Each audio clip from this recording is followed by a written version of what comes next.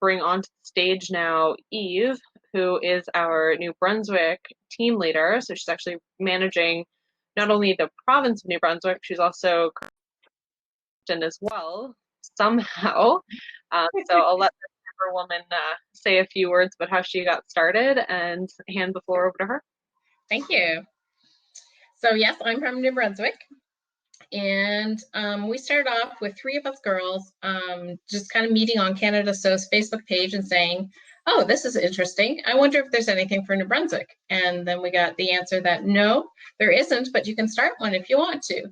So Bronwyn and Pam and I started talking about it, and they said, yeah, we'd be interested in helping to start this and get things going and to help out.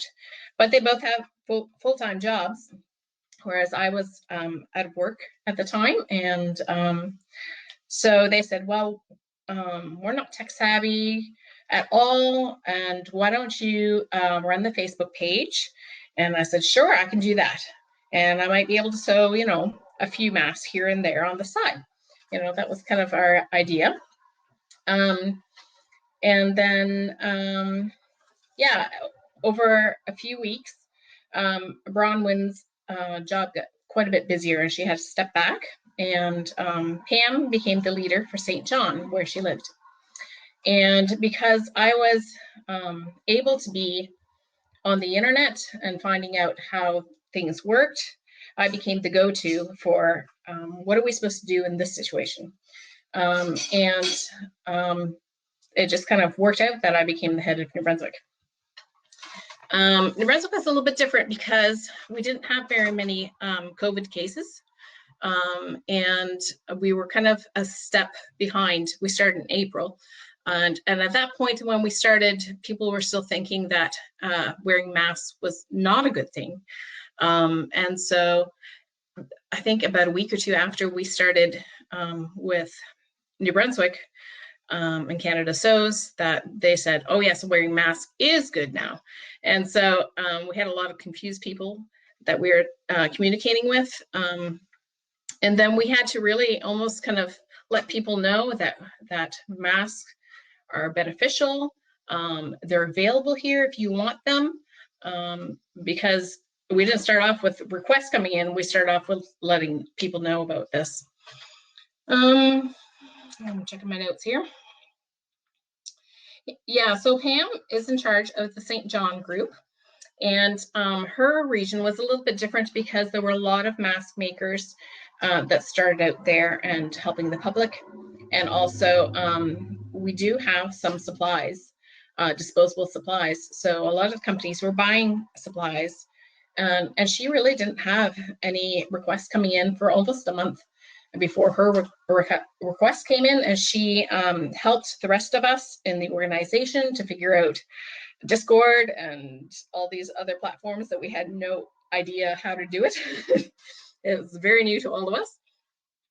Now she's working on a request of 500 plus others pouring in all the time. So her and her group are busy and growing. Karen has stepped up in the Fredericton area, and we were trying to figure out the other day, we met at Fabricville yesterday and we were chatting and we were trying to figure out when she started, how she got involved, and we couldn't remember at all. It's like she's always been there. She stepped right up to the plate, and she's always busy and she's very dependable. She loves what she's doing. It's really exciting to have her along. And Fredericton is really a hub for supplies going out and for a lot of different things. I'm in Fredericton as well, so that kind of is part of it. Tina is in Woodstock, and Woodstock and the areas around there are small communities, more country, and they have a large team that has grown out of there. A lot of quilters, retired quilter sewers, and from there has stemmed a special elite squad to make gowns. And that has just come about this past week.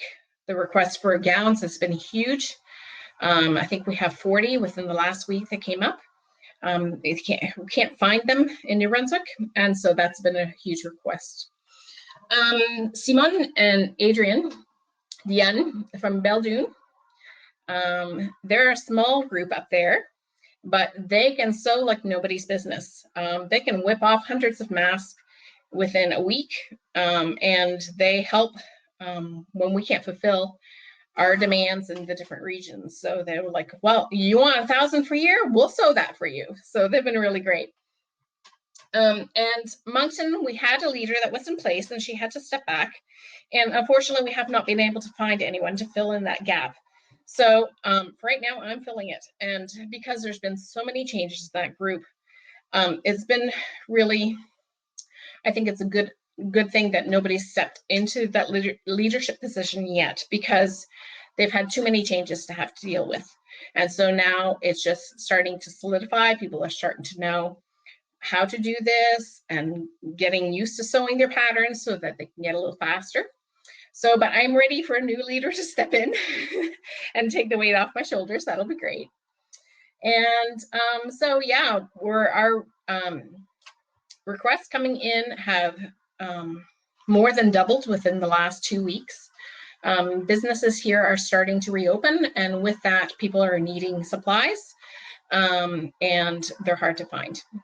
So that's where we're at in New Brunswick. And thank you to everyone who is sewing and doing such a great job at working so hard. There's very few of us, but we're making it count and we're hanging in there. So thanks a lot.